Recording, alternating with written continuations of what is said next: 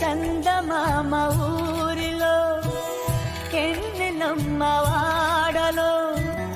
అచ్చ తెలుగు పుచ్చ పూల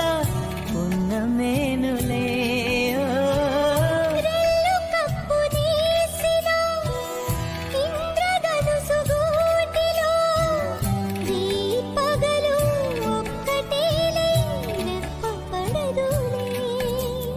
మబ్బులే మన నేస్తులు చల్లగాలులా పల్లకీలలో